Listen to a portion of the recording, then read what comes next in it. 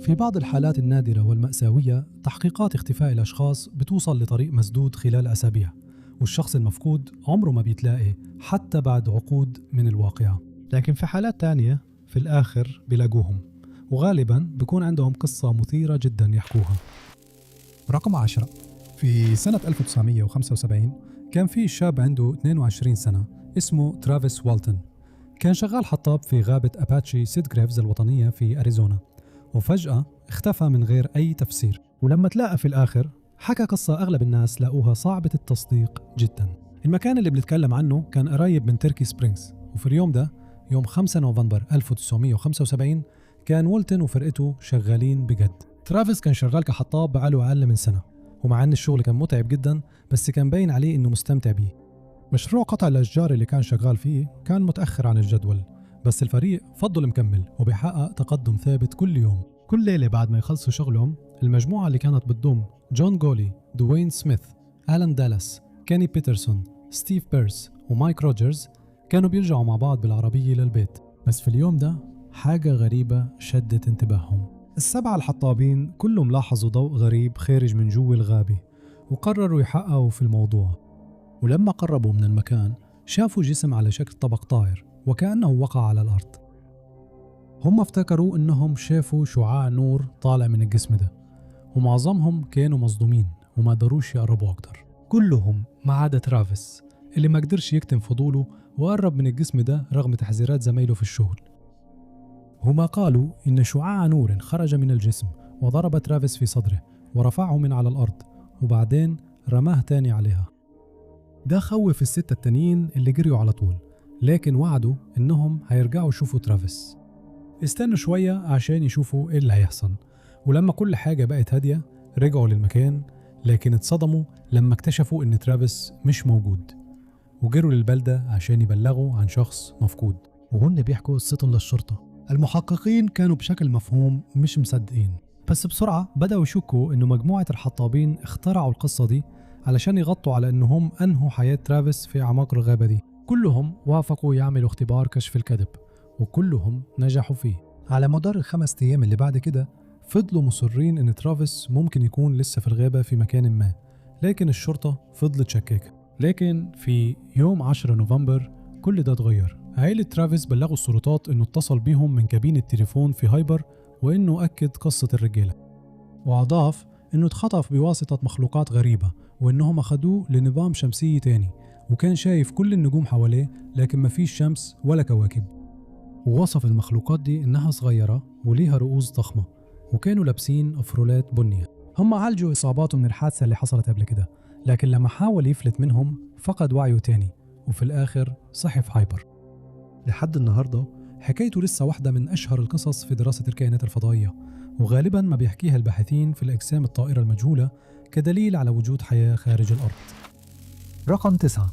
بحسب كل الروايات أغسطس سنة 1976 كان شهراً حارًا جداً ورطب في بيثيسدا ماريلاند. هنا اختفى دينيس راريك اللي عنده 35 سنة بعد ما ساب ورقة غامضة خلت عيلته محتارة لمدة 14 سنة. في الوقت ده دينيس كان عمل لنفسه اسم كعالم رياضيات وخبير في علوم الكمبيوتر، وقدم ورقة بحثية عن الحوسبة الخطية في لاهاي، وده خلى العلماء اللي معاه منبهرين جدا. مع انه السبب عمره ما اتكشف، المعروف انه دخل في اكتئاب شديد، وده اللي والده أكده خلال السنين اللي دينيس كان مختفي فيها. رغم كده عمره ما كان فيه أي علامة انه عايز يسيب عيلته وراه، وده اللي خلى اختفائه مؤلم أكتر. في يوم من الأيام في الشهر ده هو ببساطة خرج من شقته وساب معظم حاجاته الشخصية وراه، ولما ما تواصلش مع أي حد من أصحابه أو عيلته بلغوا عنه أنه مفقود، وشرطة ماريلاند بدأت تحقيق. ولما فتشوا شقة دينيس لقوا محفظته وعربيته وأوراقه الخاصة وحاجات تانية بتاعته متسابين وراه، وكمان لقوا ورقة مقلقة كانوا مش قادرين يفهموها، وكان مكتوب فيها أنه قرر يروح على حد تعبيره الرحلة اللي الواحد عمره ما بيرجع منها. وبسبب أنه كان معروف عنه معاناته مع الاكتئاب ده سبب قلق كبير لعيلته، لأنهم ما كانوش عارفين هو ناوي عليه. وفي الآخر الأيام بقت أسابيع وبعدها شهور وسنين، وطول الوقت ده أخوه كان عنده أمل إن دينيس لسه عايش. لكن في الآخر المحكمة قررت تعلن وفاته بشكل قانوني، وبعد 14 سنة بس اللغز أخيراً اتحل.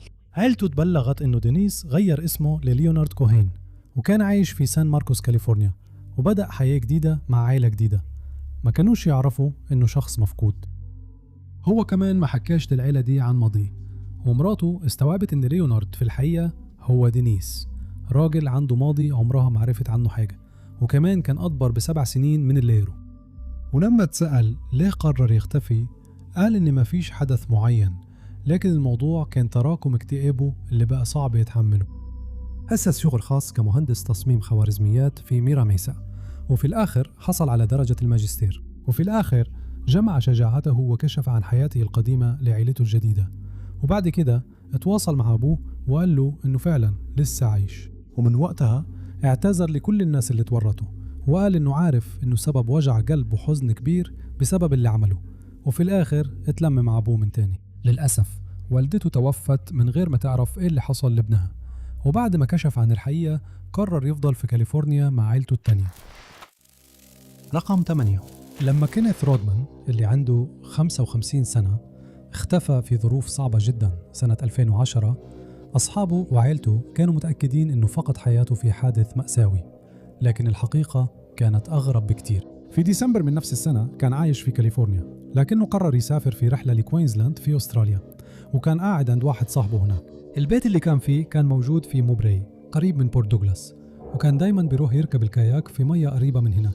في يوم 21 ديسمبر من نفس السنة كل حاجة كانت شكلها طبيعية، على الأقل حسب كلام صاحب كينيث اللي ما استغربش لما كينيث قال له إنه خارج تاني يركب الكاياك. عادة كان بيغيب كم ساعة ويرجع البيت، لكن اليوم ده الموضوع ما كانش كده. ولما ما رجعش البيت مع حلول الليل صاحبه قلق واتصل بالشرطة علشان يبلغهم إنه قلقان على سلامة كينيث. بدأوا البحث فوراً، لكن النهر اللي كان فيه على المية ما عداش لأي دليل عن اللي حصل له. استمر البحث لأكثر من أسبوعين، وفي الآخر جت الأخبار السيئة إنهم لقوا قارب كينيث على شاطئ موانجي على بعد حوالي 10 أميال من مومباسا، المكان اللي انطلق منه. أكتر حاجة كانت مقلقة للمحققين هي إن المنطقة دي معروفة بإن المية فيها مليانة تماسيح، وبدأوا يتوقعوا الأسوأ. أكتر تفسير منطقي كان إن كينيث حصل له حادث خلاه يوعى من القارب، وبعدها هجمته التماسيح. ده فعلا ممكن يفسر ليه ما تلاقيش أي أدلة تانية في المية، لكن بما إن ده متأكدش فضلت قضيته مفتوحة. السلطات كانت بتسلط الضوء على قضيته كل كام سنة على أمل إن حد يكون لقى دليل، لكن كينيث فضل مفقود. اسمه اتضاف لسجل الأشخاص المفقودين في كوينزلاند، وصورته كانت بتتنشر للعامة من وقت للتاني، لكن من غير أي نتائج إيجابية. الرقيب إد لو كان اللي كان جزء من التحقيق الأولي افتكر بعدين إنه كان دايما بيتساءل إيه اللي حصل لكينيث. كان دايما عنده أمل إنه هيظهر في مكان ما، لكن بالنظر لتفاصيل اختفائه كان الموضوع شكله مستبعد وجها. في وقت من الأوقات شهود قالوا إنهم شافوا كينيث في تاونسفيل وكوك تاون، لكن لما تابعوا الخيوط دي ما وصلتش لأي حاجة. وبعدين في يونيو 2015 بعد 5 سنين من اختفائه القضية أخيرا اتحلت. الشرطة في سميثفيلد اتبعت العنوان في المنطقة حوالي الساعة 2 الفجر عشان حد بلغ عن سرقة، وأثناء وجودهم في المكان كينيث عدى عليهم بالعجلة، وده خلاهم يشكوا فيه، فالضباط أمروا إنه يغف. كينيث حاول يهرب وساب العجلة، لكن وحدة الكلاب البوليسية تتبعته وقبضوا عليه. واعترف فوراً إنه كينيث رودمان اللي كان مختفي بقاله 5 سنين، وبما إنه ملوش علاقة بالسرقة القضية اتحلت بالصدفة البحتة، لأنه كان في المكان الغلط في الوقت الغلط. كينيث اترحل تاني للولايات المتحدة، وهناك بلغوه إنه عليه مبلغ متأخر لنفقة الأطفال قيمته $50,000. رقم 7. في نص 2014 كريستينا راي دافيسون اللي عندها 43 سنة كانت في وضع صعب، لأنه علاقتها بجوزها كريغ دافيسون كانت انتهت. في يوم 20 يوليو من نفس السنة اتقبض عليه بعد ما كريستينا بلغت الشرطة إنه اعتدى عليها، مع إنه اتساب بعد كده من غير ما يتوجه له أي تهم. في الوقت ده كانوا هما الاثنين عايشين في كيرغور تكساس، ولما ما ظهرتش في شفتها في مطعم واتا برجر زمايلها في الشغل بدأوا يقلقوا عليها. اتواصلوا مع الشرطة علشان يبلغوا عن غيابها، وفتحوا تحقيق في اختفائها. عملوا عمليات بحث حوالين بيتها بس من غير فايدة، ومحدش قدر يلاقي تفسير هي راحت فين أو إذا كان في جريمة حصلت. بعد كام يوم القضية خدت منحنى خطير لما محفظة كريستينا اتلقت على جنب طريق سريع في مارشال. المنطقة دي كمان اتفتشت كويس جدا، لكن المحققين ما لقوش أي أثر تاني ليها. تليفونها المحمول فضل مفقود، وكمان عربيتها تويوتا كامري السودا موديل 1992. مع كل التفاصيل دي اللي ظهرت، صحابها قالوا إنهم ما كانوش متوقعين يلاقوا كريستينا عايشة، وكانوا شاكين إنها كانت ضحية الجريمة. جوا بيتها الشرطة لاقوا علامات على وجود شجار، وطلبوا من مكتب التحقيقات الفيدرالي يشارك في التحقيق. هم بسرعة تأكدوا إنها اتخطفت، وتعاملوا مع قضيتها كأنها تحقيق في جريمة قتل. في أوضتها الشرطة لاحظوا علامات قطع على المرتبة بتاعتها، وكشفوا إن في مواد بيولوجية اتلاقت في أماكن مختلفة في البيت. كم واحد من صحابها جم وقالوا إنها تعرضت للسرقة أو اتخطفت، وممكن يكون اللي عمل كده جوزها السابق. بعد ما أخذوا في اعتبارهم كل الحقائق المعروفة في القضية، أعلنوا إنه كريغ هو المشتبه الرئيسي في اختفاء كريستينا. وفي يوم 29 يوليو اتقبض عليه بتهمة اعتداء جسدي ملهاش علاقة باختفاء كريستينا، وطلبوا من الناس إنهم يفضلوا يدوروا على كريستينا وعربيتها اللي كان فيها مقابض البابين اللي ورا ناقصين، لكن ما حدش قدم أي معلومات مفيدة. اتشيكت سجلات تليفونها لكن ما كانش فيها أي نشاط، وبما إن التليفون كان يا إما اتقفل يا إما البطارية فصلت، ما قدروش يتتبعوها بالطريقة دي. لمدة 9 شهور التحقيق وقف مكانه عشان ما فيش أي خيوط جديدة، وأصحاب كريستينا وعائلتها افتكروا أسوأ الاحتمالات. وبعدين في يوم 4 فبراير 2015 الشرطة في لكسنغتون كنتاكي وقفت عربية في محطة بنزين شيل حوالي الساعة 1:30 الصبح. ولما الشرطة راجعت بيانات السواق في قاعدة بيانات المركز الوطني لمعلومات الجريمة، اكتشفوا إنهم لقوا كريستينا بعد ما صدر أمر قبض عليها بسبب مواد غير قانونية. هي كانت سجلت العربية الجديدة باسمها، وما كانش فيه شك إنها فعلا هي، وتم ترحيلها لتكساس، وهناك اتحاكمت بتهمة حيازة مواد خاضعة للرقابة، لكن نتيجة المحاكمة ما اتنشرتش للناس. رقم 6. بعد اختفائها المفاجئ واللي ملوش تفسير سنة 1984، كانوا بيعتقدوا إنه بيترا باتيسيتكا اللي كان عندها 24 سنة وقتها كانت ضحية لجريمة، وأصحابها وعائلتها كانوا متأكدين إنهم عمرهم ما حيشوفوها تاني، لكنهم كانوا غلطانين. في الوقت ده بيترا كانت طالبة علوم كمبيوتر وعايشة في براونشفايغ ألمانيا. كان معروف إنه في يوم اختفائها اللي هو 26 يوليو حضرت موعد عند دكتور الأسنان، وبعدها كانت ناوية تزور أهلها. ركبت أوتوبيس لوولفسبورغ حوالي الساعة 3 العصر، وكان متوقع توصل بعد حوالي 40 دقيقة، لكن في نفس الليلة ما وصلتش بيتهم وما كلمتهمش عشان تلغي الزيارة. اتضح بعدين إن بيترا سحبت فلوس من حسابها في البنك في اليوم ده، وطلبت من جارتها تعتني بعصفرها. لما أهلها ما قدروش يلاقوها أو يتواصلوا معاها، بلغوا عن اختفائها وتنظمت حملة بحث ضخمة. القضية اتعرضت في برنامج جريمة ألماني مشهور على أمل إن حد يتعرف على بيترا ويجي بمعلومات جديدة وإنها ترجع بيتها أخيراً. كمان اتعملت عمليات بحث كبيرة كتير، لكن بالرغم من كده ما طلعش أي أدلة جديدة، وكان كأن بيترا اختفت فجأة من غير أي أثر. عائلتها وأصحابها ما كانوش عارفين إيه اللي حصل لها، وبعد 3 سنين جانهم خبر كسر قلبهم. في سنة 1985 واحد اسمه جون توركي اتحكم عليه بتهمة إنهاء حياة ضحية ست. الجريمة حصلت في نفس المنطقة اللي شوهدت فيها بيترا آخر مرة، ولما سألوه عن قضيتها في سنة 1987 اعترف إنه كمان أنهى حياتها، بس هو ما قدرش يقول للشرطة فين ممكن يلاقوا بيترا، وعشان كده قضيتها عمرها ما اتحلت. ومع عدم وجود أي أدلة أو معلومات جديدة اتفترضوا فعلا أنها فقدت حياتها، وفي سنة 1989 تم إعلان وفاتها قانونيا. ملف القضية اتقفل، وعلى حسب كل الروايات اتفترضوا أن بيترا واجهت مشكلة في وقت ما وإنها فقدت حياتها بسبب جريمة. كان باين أن قضيتها هتفضل من غير حل للأبد، لكن في سنة 2015 حصل تطور غير متوقع تماما. في سبتمبر من نفس السنة الشرطة في دوسلدورف استلمت بلاغات عن اقتحام، ولما وصلوا لمكان الحادث استقبلتهم ست عرفت نفسها ببساطة باسم مدام شنايدر، وطلبوا منها توريهم بطاقتها الشخصية. الست بعدها اعترفت أنه اسمها الحقيقي هو بيترا باتيسيتكا، وأنها كانت محور تحقيق في قضية اختفاء من نص الثمانينات. هي دلوقتي عندها 55 سنة، وكانت عايشة في مدن مختلفة في ألمانيا لمدة 30 سنة. هي عمرها ما فتحت حساب بنكي جديد، وكانت بتستخدم الكاش بس، وكانت بتصرف على نفسها من شغل وصفته أنه غير قانوني. ولما تسألت ليه عمرها ما تواصلت مع عائلتها، قالت بس إن مشاكل العيلة مش هي السبب في اختفائها المتعمد، وأضافت إنها مش مهتمة ترجع تتواصل مع الناس اللي بتحبهم. رقم 5. لما تلقت عايشة بعد تجربة صعبة ضاعت فيها في الغابة، ليزا ثيريز اللي عندها 25 سنة قالت للإعلام إنها ممتنة ومحظوظة إنها لسه عايشة بعد ما وثقت في الشخص الغلط بحياتها. ليزا من ألاباما وهي كمان كفيفة قانونياً، وده اللي بيخلي قصتها أكثر إثارة للدهشة. في سنة 2017 كانت بتدرس الأشعة ومستقبلها كان باين عليه إنه مشرق، لكن في يوم من الأيام حياتها تغيرت فجأة بشكل غير متوقع. كانت بتقضي وقت مع 2 رجالة في مقاطعة بولوك، والثلاثة قرروا يروحوا للغابة شوية. وأثناء ما كانوا هناك الرجال الاثنين قرروا يقتحموا كوخ صيد في المنطقة، لكن ليزا ما كانتش عايزة تشارك في الموضوع. الحاجة الوحيدة اللي قدرت تعملها إنها تبعد عن الرجال الاثنين ومكان الجريمة، فكانوا قدامها حل واحد بس، وهو إنها تجري في ظلمة الغابة. لكن بعد كده ضاعت وما قدرتش تلاقي طريقها للرجوع للحضارة. ولما ما رجعتش البيت في الليلة دي، عائلتها على طول عرفوا إن في حاجة غلط، وقدموا بلاغ عن شخص مفقود، وذكروا فيه إن ليزا كفيفة قانونياً، وده كان بيعرضها لخطر كبير. الراجلين الاثنين شكلهم سابوها في الغابة من غير حتى ما يدوروا عليها، وهي بعد كده قالت إنها كانت واثقة في الناس الغلط وسلمت حياتها ليهم.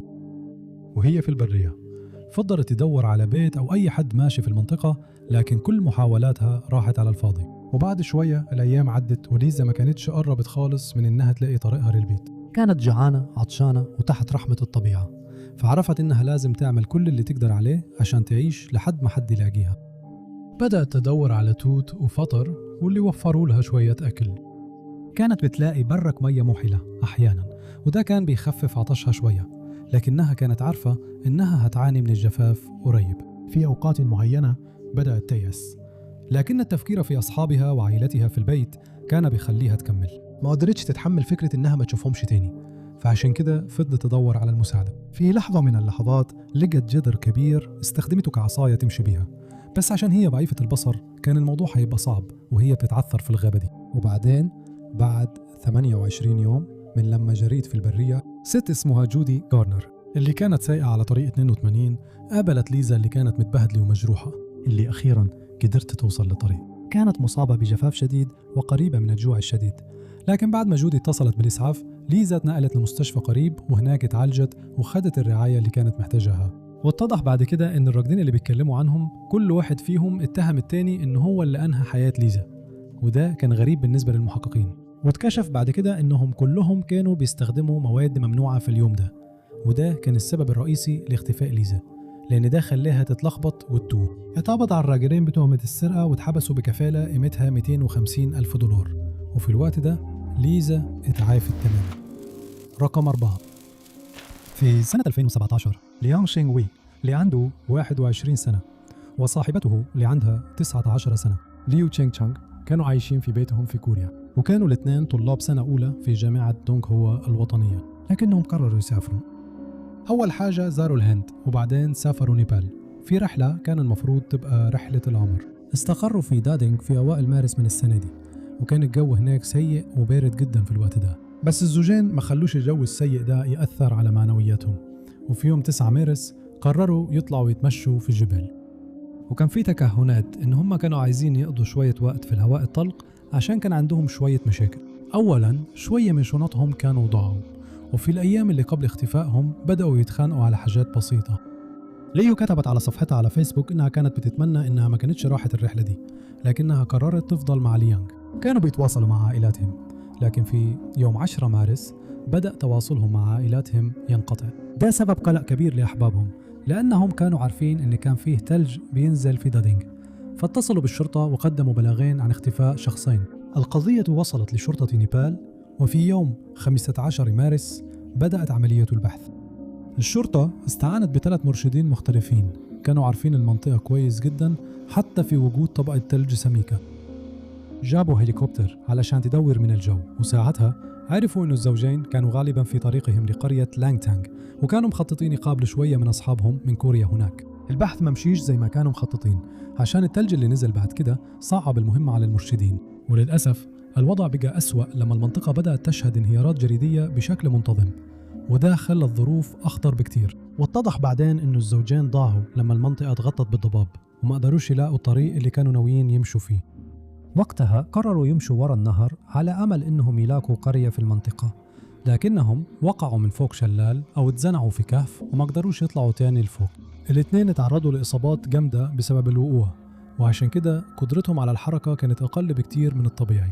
فضلوا عايشين على البطاطس والمكرونة كام يوم، لكن في الآخر أكلهم خلص وحاولوا يفضلوا عايشين بشرب المية من الشلال. بعد 47 يوم من اختفائهم اتلاقوا لونغ وليو أخيراً، لكن للأسف ليو مات بسبب الظروف الصعبة. لونغ كان نايم لما لقوه، وتم نقله بطائرة هليكوبتر لكاتماندو، وهناك اتعالج من سوء التغذية وانخفاض حرارة الجسم وإصابة خطيرة في رجله.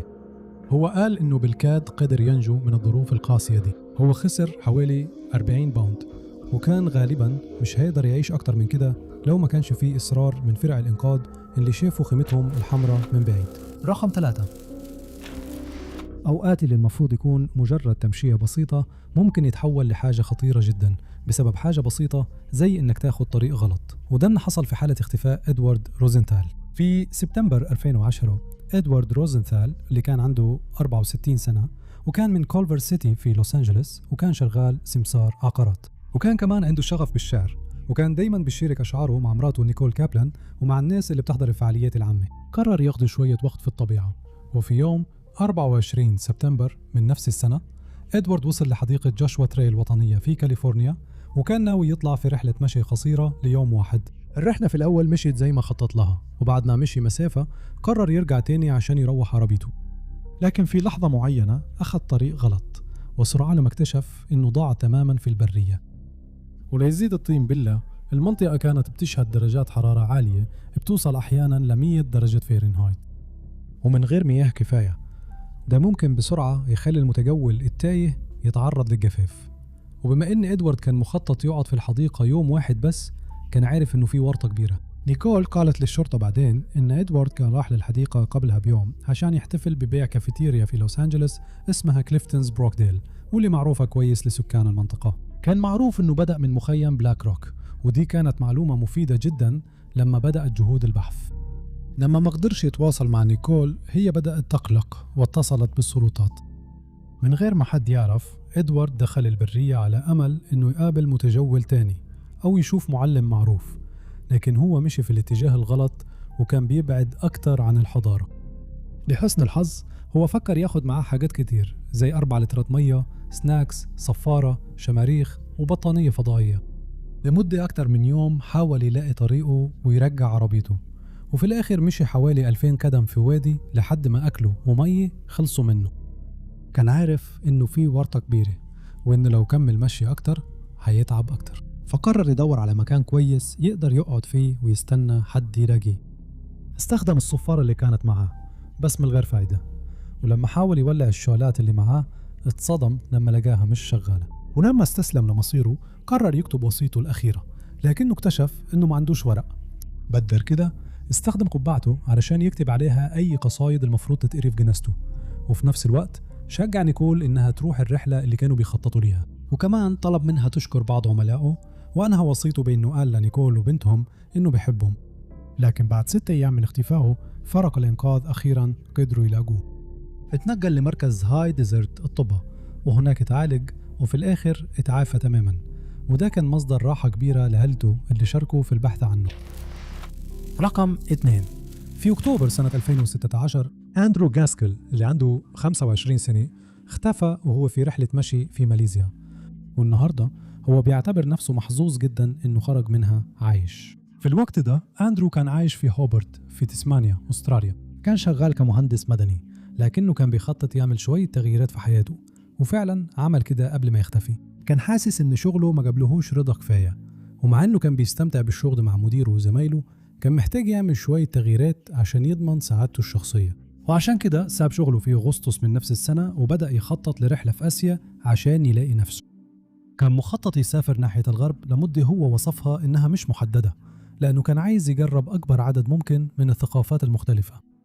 وبعد ما خطط لكل حاجة سافر لكوتشنج في بورنيو الماليزية في 2 من أغسطس، وبحلول يوم 18 من نفس الشهر كان في حديقة باكو الوطنية، وقضى شوية وقت هناك بيعمل رحلات مشي وبيستمتع بالطبيعة اللي حواليه. وفي يومين 27 أغسطس زار سد دوبينغو في ساراواك، وبعدها واصل طريقه بالتدريج لمدينة اسمها سيبو. كان معروف أنه كان في المنطقة دي يوم 15 سبتمبر، وبحلول أول أكتوبر كان وصل للحديقة الوطنية. بعد كده مشى لحديقة نيا الوطنية، ووصل هناك يوم 9 أكتوبر، وقعد هناك 6 أيام قبل ما يمشي لحديقة جونونغ مالو الوطنية، وهناك اختفى فجأة. أسرته فتحت بلاغ عن شخص مفقود وبدأوا يدوروا عليه بسرعة.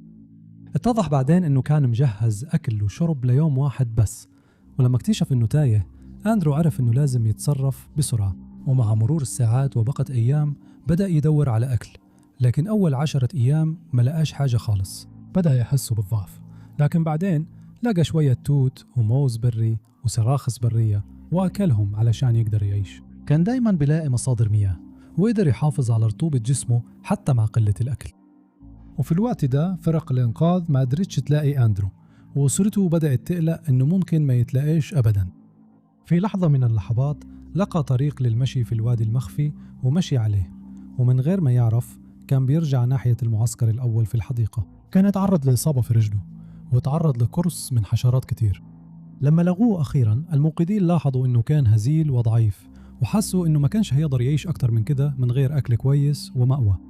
تم نقله بطائرة لمكان اسمه موري، وهناك تعالج وفي الآخر خف تماما. عائلته شكرت كل الموقدين اللي شاركوا، وقالوا إن أندرو غالبا ما كانش هيعيش لو كانوا وقفوا يدوروا عليه. رقم 1. المناطق الداخلية النائية في أستراليا من أكثر الأماكن القاسية على وجه الأرض، وهنا اختفت طالبة عندها 19 سنة اسمها جيمي نيل في سنة 2009، وبدأت معاناة عمره ما حينساها. جيمي كان لسه متخرج من المدرسة الثانوية لما قرر ياخد سنة راحة قبل ما يبدأ دراسته في الحكومة والسياسة. كان عايش في موسويل هيل في شمال لندن لما قرر يسافر لأستراليا، وسافر يوم 22 يونيو السنة دي. كان مخطط يسافر للآس فيتنام ونيبال، وكان المفروض يرجع لندن بحلول سبتمبر علشان يبدأ دراسته في جامعة إكستر. وصل كاتومبا في نيو ساوث ويلز أستراليا يوم 2 يوليو، وهناك نزل شباب شاهدوه شهود وهو خارج من النزل حوالي الساعة 9:40 الصبح تاني يوم، لكنه ما رجعش، وده خلى صاحب النزل يقلق عليه. فتشوا أوضة جيمي ولقوا جواها موبايله وأوراقه الشخصية وجواز سفره وحاجاته التانية. كان المفروض يحضر جولة في شبكة كهوف قريبة بعد كام يوم، لكنه ما وصلش أبدا، عشان كده اتبلغ إنه مفقود.